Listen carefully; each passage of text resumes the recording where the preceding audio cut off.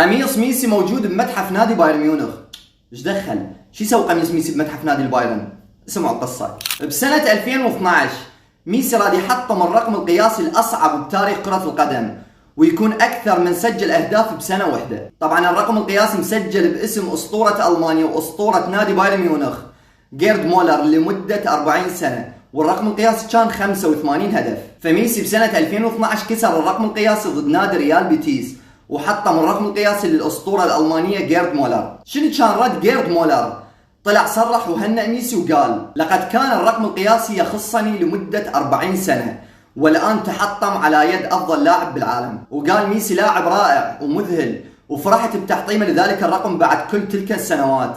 وقال عيبه الوحيد انه لا يلعب لبايرن ميونخ. فميسي ايش سوى؟ وقع القميص اللي حطم بيه الرقم القياسي لجيرد مولر، وكتب بيه رسالة: لأسطورة كرة القدم الألمانية جيرد مولر، مع كامل احترامي وتقديري لك. ودز جيرد مولر. فقرر مولر يدز القميص النادي بايرن ميونخ، ونادي بايرن ميونخ قرروا يحتفظون بالقميص بمتحف النادي، وبعد القميص موجود بالمتحف لحد هذا اليوم.